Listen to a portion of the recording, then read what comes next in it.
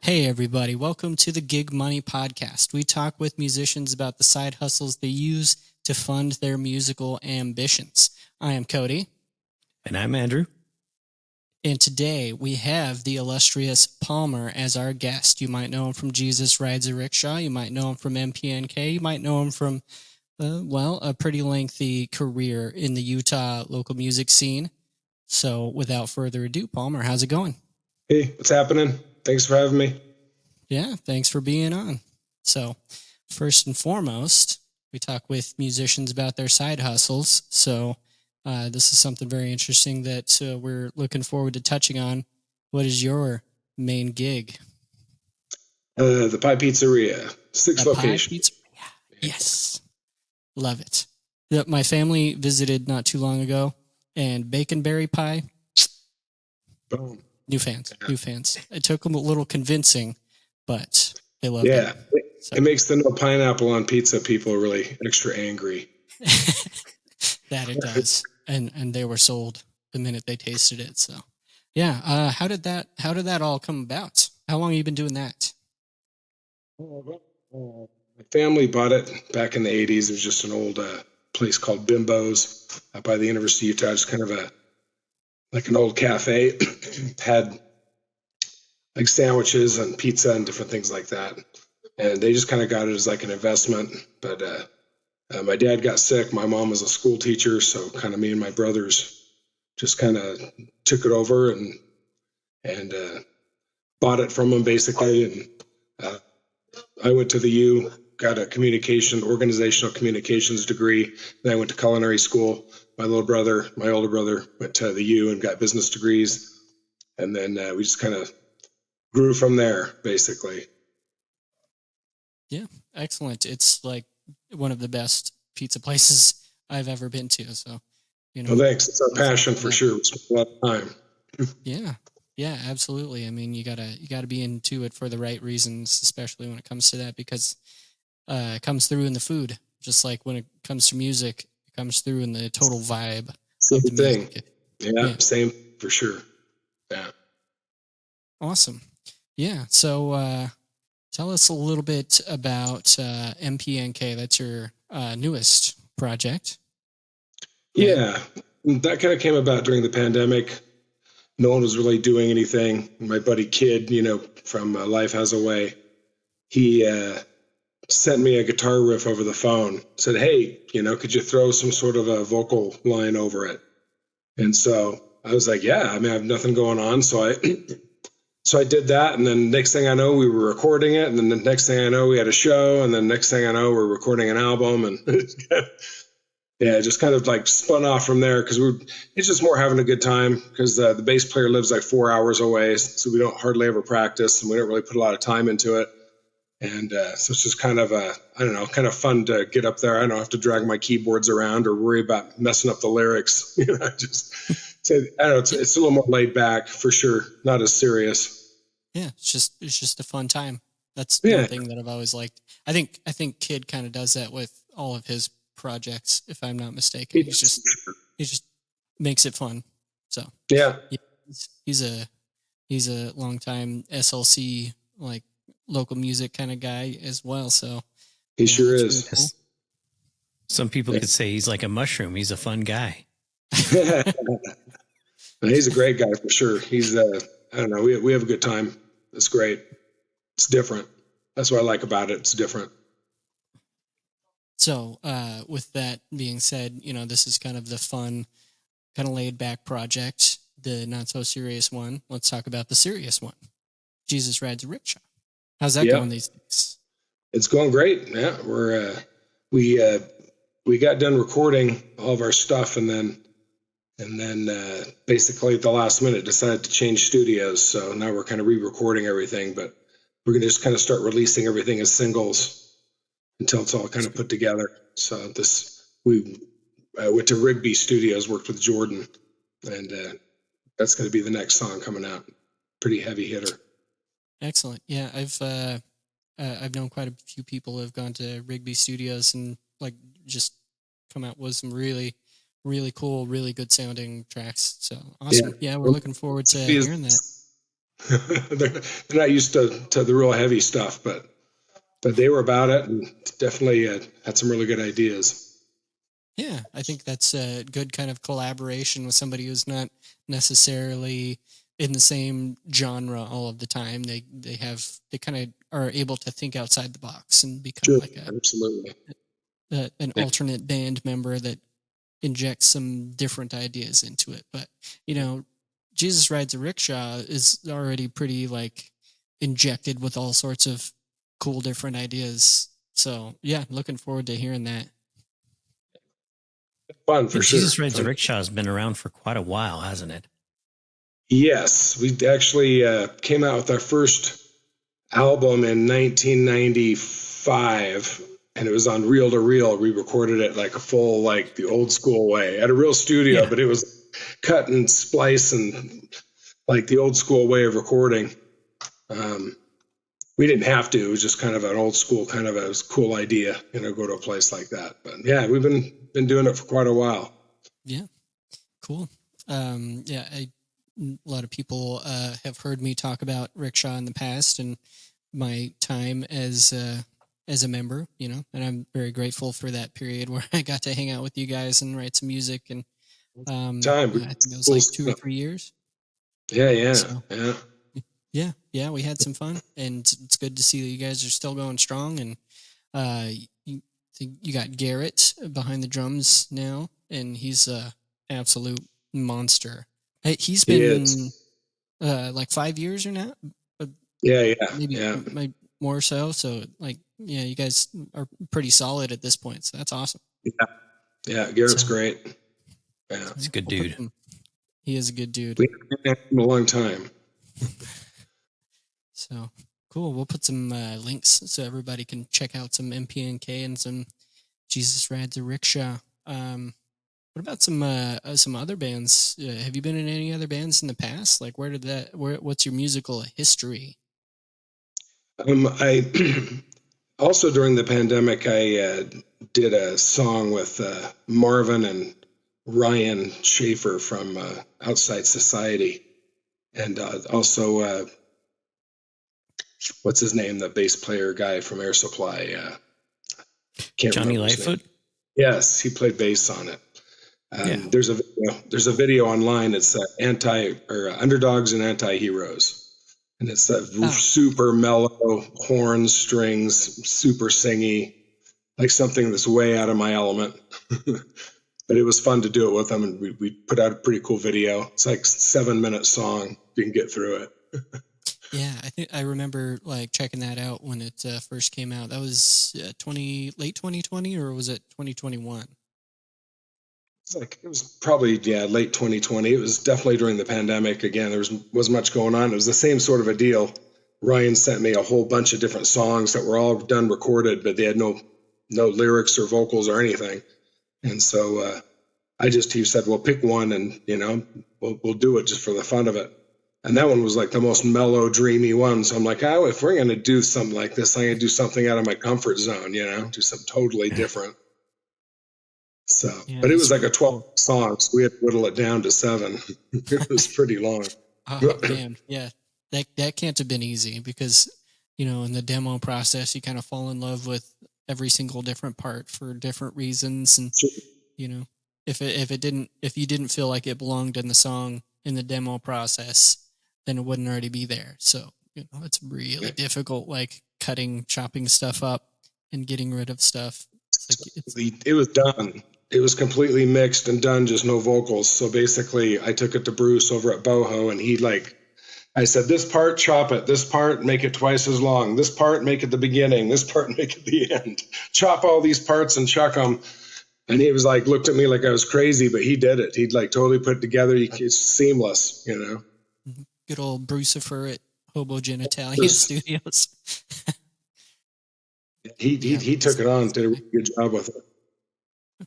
Yeah. I know Dream Drops Red was recorded with Bruce, and I've done some recording with him as well. So he's definitely he's kind of a fixture in the Salt Lake scene as well for recording the new and up and coming bands. So that's cool. Right. Yeah. Well, let's touch on some other side hustles that you may have, because I know you mentioned you kind of came into the family business. What have you had any other like side jobs and stuff like that, from time to time, just to kind of... I did when I was going to school. When I was in college, I waited tables and did all that kind of stuff.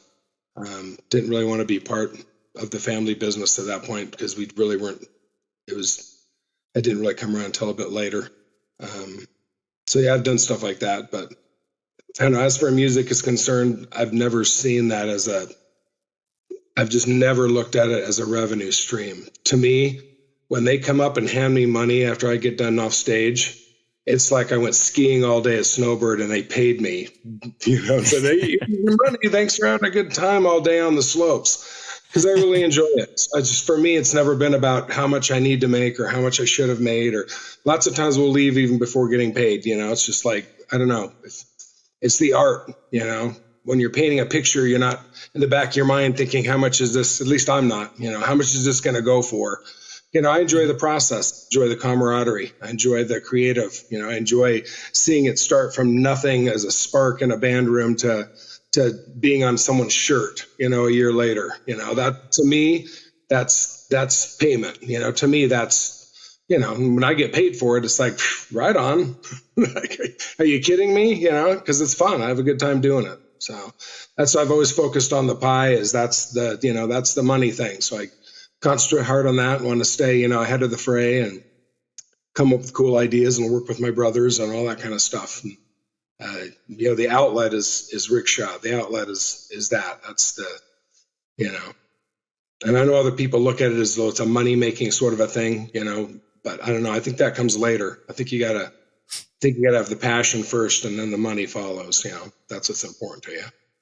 Yep. You got to get into it for the right reasons. And I think it's cool that you're passionate about pizza. You're passionate about, food in general and, making great food. And you're also passionate about making great music and just creating something. And to have, those both is just awesome. It's a win-win for sure. Yeah, it's a win-win. I definitely enjoy it. It's pretty awesome when, I don't know if many people know the feeling of what it's like to actually perform and then have that initial applause after you get done with that first song. It is just amazing. There's no drug or anything else like that, in my opinion, that can beat that. Like, that is it's so cool. It's a validating feeling. Yeah, absolutely is. And it is payment. It has worth. It has worth like anything else, because you work your butt off, you pay out the ass in order to get, the best equipment, in order to get recordings, in order to, do all the stuff that you have to do for years. And what a payoff. You know what I mean? It's more than when they hand you the $200, for your gas money and Denny's, Mm-hmm. Yeah. When you see people wearing your shirt in the mall, there's no worth. You can't put money on that. That's a pretty good feeling. Yeah, absolutely. So I don't know. That's what it's about for me. It's never been about the money, although I do enjoy it. I like someone paying me for skiing all day, but yeah, yeah.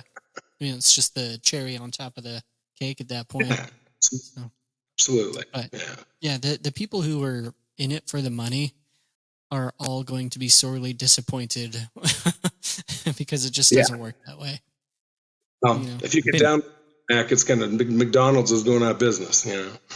Yeah, I remember when my very first bands, it was all about chasing. It was all about, we got to get a record deal. We've got to, we got to impress people. We got to do all this stuff, and there was so much pressure that it wasn't fun. Being in the band, it was kind of like you and your friends bickering at each other at the end of the, as soon as you're ready to break up as a band, it seems like, everybody's just kind of bickering, and it sucks. Yeah. So to have a lot of fun while you're doing it, that's the goal. I think that's awesome. And it translates into the music. If you enjoy what you're doing and you really enjoy the guys you're with and you're really coming up with stuff that you like, regardless of what people are saying you should or shouldn't be doing, well, then that's where the magic is, and people feel that when it's a live show. They can feel that. They can feel the energy. They can feel the passion, and then they buy your shit, which, then you get the money, then you get the recognition. I guess. But it's like steps, climbing a hill. You don't run and jump up to the fifth step. You got to start with the first one. You got to make your way to the fifth.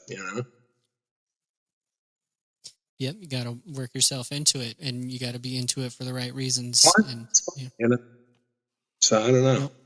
We talk to people who are willing to work crappy jobs just so that they can afford their music habit. And absolutely, if you continue on and you put enough hard work into the music, then you can be successful. That doesn't mean you're going to be rich. It just means that you'll get like the fulfillment that a hard day's worth of work will give you. So absolutely. Yeah. Let's talk about touring. So I know Riksha has been on several tours. Let's talk a little bit about that. What was the first tour you went on? Boy, I couldn't tell you that. It's not like one long tour. We've been on a lot of Jägermeister tours. We went on tour with Into Eternity for I don't know, almost 3 weeks, which was pretty enlightening. It was right after they lost their singer and brought on Amanda, the girl singer. So that hurt some ticket sales, but it was a good learning experience for us. We've been on a lot of mostly Jägermeister and Project Independent. We did a lot of those tours. Jeff Totten and those guys when they'd come through town. Usually end up going for a few weeks with them.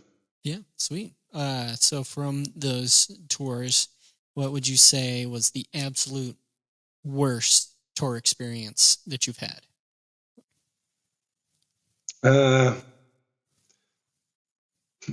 Probably when we borrowed a friend of ours' motorhome, and I backed into a pole and split it in half the first day of the. Literally, like opened it up. You split the first day of the tour. That motorhome, when we brought it back 2 weeks later, it was pretty beat. But we just had a lot of technical difficulties, a lot of road problems, a lot of breakdowns, a lot of issues with that tour. Probably the funniest tour story I have is we took that school bus that we bought and pulled all the seats out and made a luggage compartment in the back and put bunk beds in there and TV and put an air conditioner on the roof. And we just left it the school bus colors and put Riksha Academy on the side. So wherever we went, and we tinted the windows black. So wherever we went, it looked like a school bus, Riksha Academy, and everyone would stop for us and they'd give us free food at McDonald's thinking we were the coaches of a volleyball team. That kind of stuff. But we were driving through Idaho on our way. We were actually on our way on a 2-week tour, and we were stopping in Idaho to play. And we were driving along, and our drummer Max had to use the bathroom. So I pulled over on a dirt road in the middle of nowhere. He hops out of the school bus and starts peeing on the side of on the tire there in front of the school bus. Well, apparently there was some like farmhouse somewhere where they were watching us binoculars or something. And to them, it looked like a driver had pulling a school bus down a dirt road, popped out and was like urinating in front of all the kids on the school bus. So we get back on the road and boom, we get pulled over by a police officer. He hops on the bus. He keeps asking us, where's the kids? Where's the kids? We got to report that someone was urinating in front of a bunch of kids. And so I got on the bus, was looking around, and suddenly we were laughing, explaining, hey, there's no kids here. It's just a tour bus, it's been converted. And so then he basically said we had to have a CDL, someone who had a CDL driver's license, and he basically froze us there. So we had to fly in somebody to finish driving the bus the rest of the tour, which we fought it in court. We didn't need a CDL license, but what do you do? I think he just wanted to justify his time. I guess, yeah, because we were all laughing. We thought that was pretty fun. Yeah. He just wanted to make sure it was worth his while to go all the way out there and reprimand somebody for peeing in front of school kids. Yeah. I mean, he's pretty animated when he got on that bus. He wanted to know what was going on. That's funny. Man. Yeah, last week we were talking with Nate Hill, who does tech work for Chelsea Grin. They were talking about how police officers came onto their tour bus, saw a bunch of their paraphernalia, and it made them really, really nervous that they were going to go to jail for possession. And then he's just laughing like, no, I'm just kidding. I'm a big fan. Just scaring them. Mm-hmm. Yeah. And Did you say a big fan or a pig fan? well, it could be both when it comes to police officers, and we determined that they're all strippers anyways. So Yeah, it's true. yeah, so just keep that in mind. All police officers are strippers. Yeah. Mm-hmm. That's probably why he was upset. He didn't have the opportunity to do any stripping. He wanted to strip in front of the kids. That's what it was. He had no audience. If there's public indecency happening, I'm going to join in. Do it on the clock. Everyone likes exposure or exposing themselves. Yes, they do. Yeah, that was the funniest tour experience. What about like the best tour experience? Like the absolute, like, if everything could be this way all the time, it would be fantastic. What was your best tour experience? Yeah, Into Eternity tour. We had a lot of issues with that, but we saw a lot of the country. We got to play at a lot of really amazing clubs, some really big venues, some stages that were like in Detroit and in New York that were pretty cool places to play. And it wasn't a super successful because they just lost their singer, but it was still just a really it was good for us. We learned a lot. We got to see a lot of cool places. Got to see Niagara Falls. It was a good time. Yeah, I was glad to get off the bus for a month. I was glad to get home. Yeah. Yep, absolutely. It wears you down, several weeks in a bus in a confined space with your band members, regardless of how much you love them as people. It wears you down. Yeah. Have you ever had air conditioning problems on tour? Oh yeah. Well, I never worked on that school bus, so that was just like a big metal box with no insulation, so it didn't really do much. Especially in Texas. I mean, geez, the summertime, it was just brutal. Yep. I am very, very familiar with that. I have to work in that Texas heat. Yeah, I don't know how you do it. Yeah, I'm used to that light air, that dry heat. Mm-hmm. And the snow. You can snowboard down the mountain every winter. Yeah. Yep. If there's snow here, then people are like crashing and burning and dying, and it turns into a whole deal. If it snows in Texas, people don't know what to do. Shut down. Yeah, they mobilize the National Guard. Yeah, it's serious. Like if it snows in Texas, then like people treat it like Armageddon. It's crazy. Just it's essentially hell freezing over. I'm not saying that though. Texas is great. I love Texas. You ever been to a Buc-ee's? No. Well, what's that? A Buc-ee's? Ah, man, how can I explain it? Imagine the absolute coolest like truck stop you've ever been to, and then multiply the scale of that truck stop by 100. It's amazing. So Buc-ee's is a Texas thing, and I think the smallest one has like 80 gas pumps, and like each one of them has like 50 stalls in each of the bathrooms, men and women, and they're always like very well kept, and they even have a whole souvenir shop. It's like multiple restaurants. It's you can get Texas brisket burritos on demand. You just go up and order one, and they'll make it for you, and it's amazing. And just your favorite truck stop, just 100 times bigger. It is truly an experience. You guys both need to come visit and check out Buc-ee's. I mean, is it kind of like Walmart? It's the size of a Walmart. 80 gas pumps, but only 5 work. Oh no, they all work.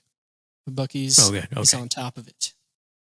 Yeah, and they have like every 5 miles or so, you'll see advertisement for Buc-ee's, a big old billboard, and it'll say some funny catchphrase. The one that I think of is they misspelled howdy, and I think they did it on purpose. But it was just a big billboard. How'd we? HODWY, 70 miles. Oh, okay, sure. Stop in at Buc-ee's for some how'd we. But yeah, it's an experience. Sorry, I went off on a little bit of a tangent there, but it's just one of many cool things down here in Texas.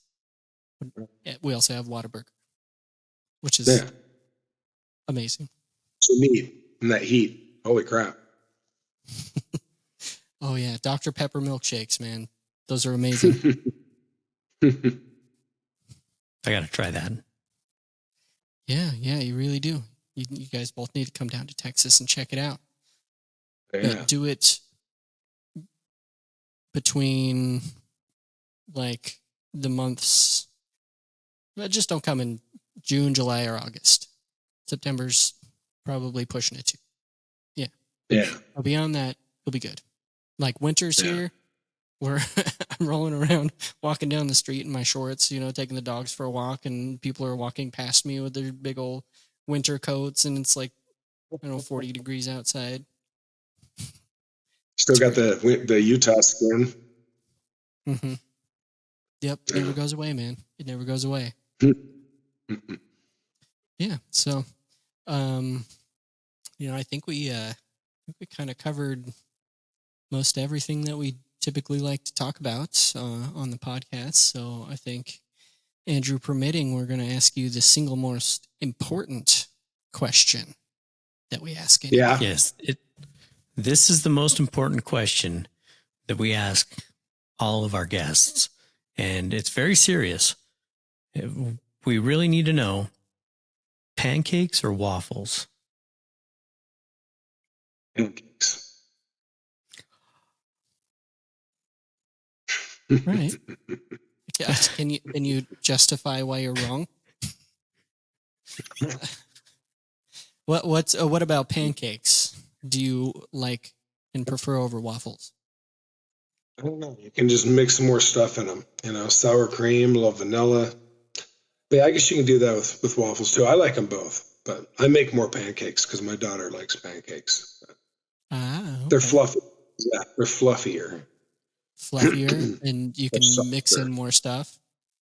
It is harder to put like blueberries and raspberries and strawberries inside of waffle batter and have it turn out okay.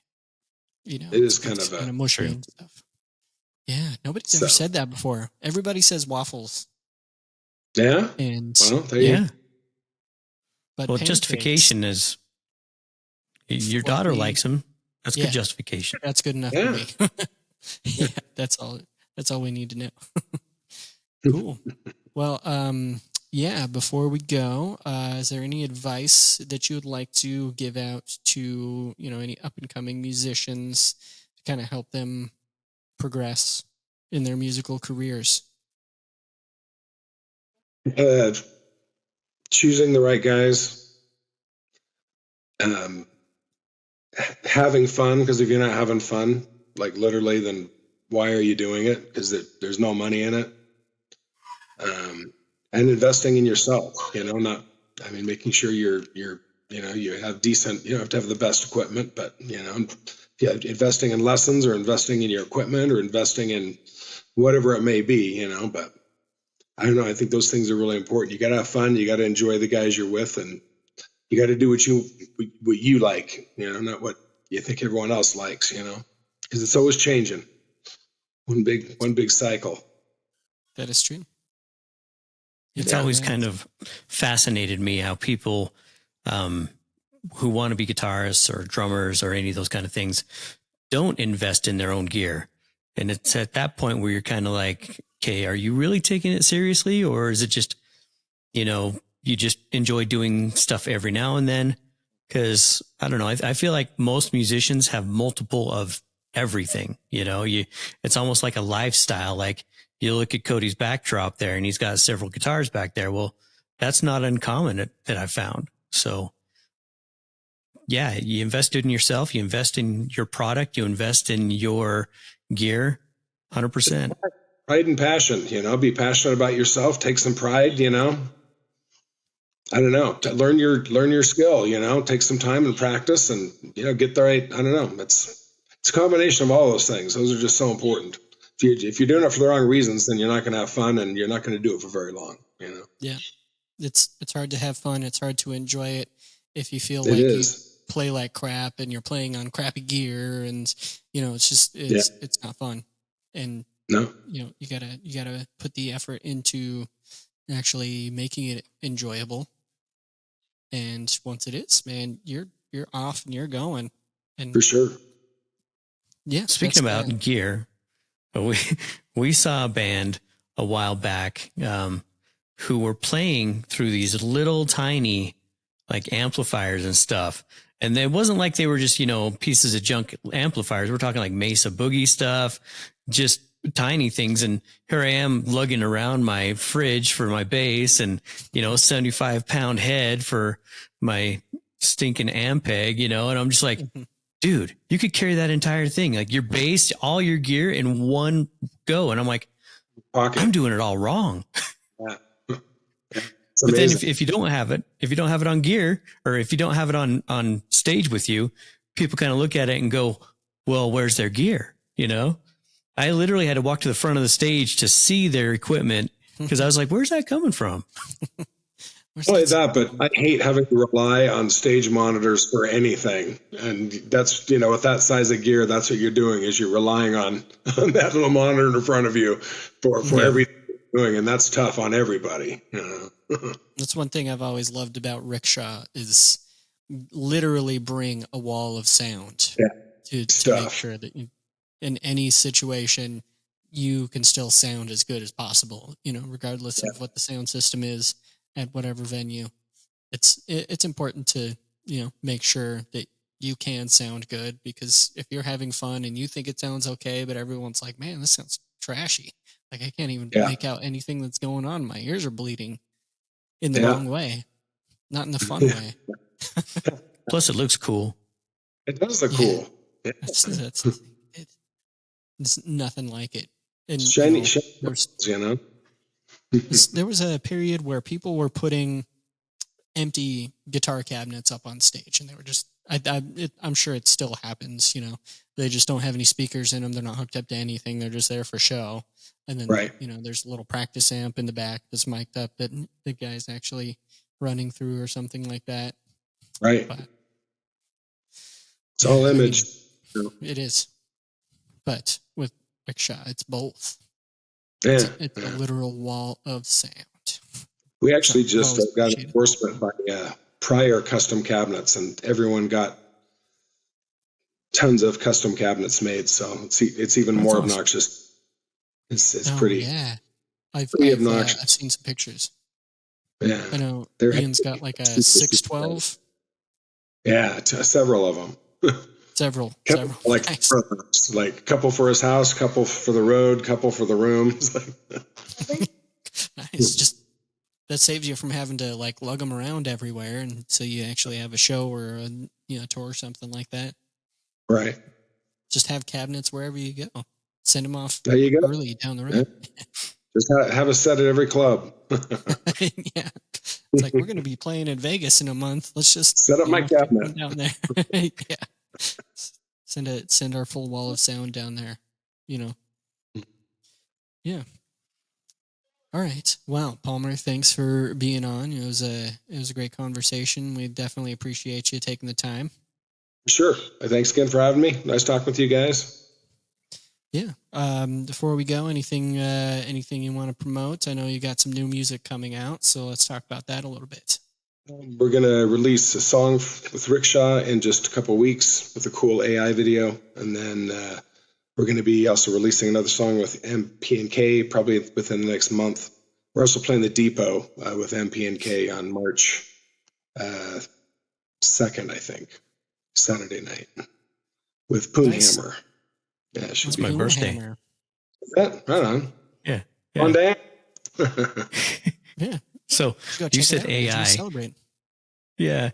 And then that kind of cracks me up a little bit because I had this experience recently where my dad had bred some of his dogs with a poodle. And he's like, yeah, so these dogs, they're massive dogs, right? They're not tiny, but they're not huge. And he's like, yeah, and we bred him with a poodle. And I'm all, how did that work? And he goes, AI. And I was all, whoa, that's getting really advanced then. Like AI. He's like, no, artificial insemination. I was all, oh, that AI. I think, AI is pretty generally accepted in this day and age as not artificial insemination, but it's still cool. My second choice. Cool. Yeah, well, we'll put some links to the new stuff in once it drops, and make sure everybody checks that out. And all you out there in listener land, make sure you like and rate and review and leave a comment on this podcast, and tell us how awesome the Pie Pizzeria is, because it is, and tell us how awesome Riksha is, because they are. and what your favorite pizza is. Yeah. My hands down, salami, smoked oyster, linguiça sausage, and green olives. You have a name for that one? Cheese. No, it's just what I order. Just the special. But you don't have that on the menu for everybody else? You can get it. Just go in there and ask. Yeah, just order each topping. We actually have smoked oysters on our menu. They're just kind of hidden. But just kind of hidden? Yeah. Right. Secret menu. Yeah, it's secret menu. Animal style.